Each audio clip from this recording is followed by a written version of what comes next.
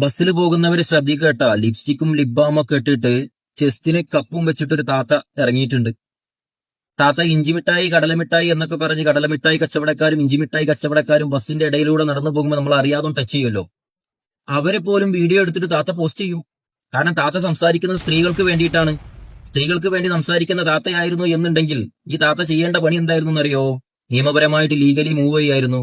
പക്ഷെ താത്ത ചെയ്തത് എന്തെന്നറിയോ? മാർക്ക് സുക്കർബർഗിന്റെ ഫേസ്ബുക്കിൽ അങ്ങോട്ട് പോസ്റ്റ് ചെയ്തു. മാർക്ക് സുക്കർബർഗ് ആണോ ഇവിടുത്തെ കോടതി താത്ത?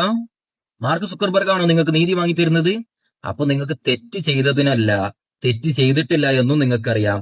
ഒരു നിരപരാധിയെ ഇഞ്ചിഞ്ചായി കൊല്ലാൻ ഒരാണിനെ പിച്ച് ചീന്താൻ വേണ്ടിയിട്ട് സോഷ്യൽ മീഡിയയിലേക്ക് ഇട്ടുകൊടുത്ത് നിങ്ങൾക്ക് ഫോളോവേഴ്സും റീച്ചും കിട്ടാൻ വേണ്ടിയിട്ട് നിങ്ങൾ കാണിച്ചു കൂട്ടിയ ചെറ്റത്തരമാണ് എന്നുള്ളത് ഇപ്പൊ വന്നുകൊണ്ടിരിക്കുന്ന വാർത്തകൾ കേൾക്കുമ്പോൾ നിങ്ങൾക്ക് സന്തോഷമുണ്ടല്ലോ അല്ലേ? ഇവളെന്താ വിചാരിച്ചതെന്നറിയോ? ഇവളൊരു അതിജീവിത ചമയാൻ വേണ്ടി ശ്രമിച്ചതാണ്.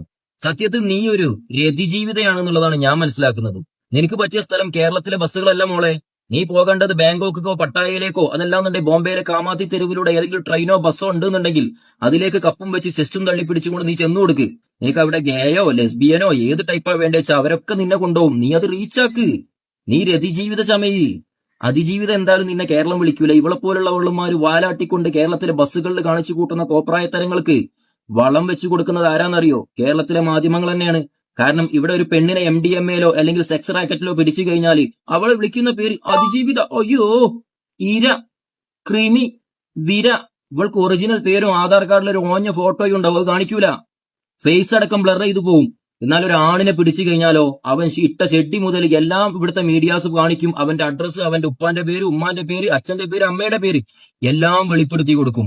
എപ്പോഴും പുരുഷനെ സമൂഹത്തിന്റെ മധ്യത്തിലിട്ട് അലക്കുന്ന രീതിയിൽ ഇവിടുത്തെ മാധ്യമങ്ങൾ ചെയ്തു കൂട്ടുന്ന ഈ ചെറ്റത്തരണ്ടല്ലോ, ഇതുകൊണ്ട് തന്നെയാണ് ഇവിടുത്തെ പെണ്ണ് എന്തിനും ഏതിനും ധൈര്യം കാണിച്ചുകൊണ്ട് ഇത്തരത്തിൽ നിരപരാധികളായ ആണുങ്ങളുടെ നേരെ വാലുപൊക്കി വരുന്നത്. ആണുങ്ങളുടെ നേരെ ഇത്തരത്തിലുള്ള അതിക്രമങ്ങൾ നടക്കാൻ തുടങ്ങിയിട്ട് കുറെ കാലായി. സത്യം പറഞ്ഞാൽ ഇപ്പം കേരളത്തിലെ പബ്ലിക് ട്രാൻസ്പോർട്ട് സർവീസ് ആയിട്ടുള്ള ബസ്, അതിൽ കയറാൻ പേടിയാണ്.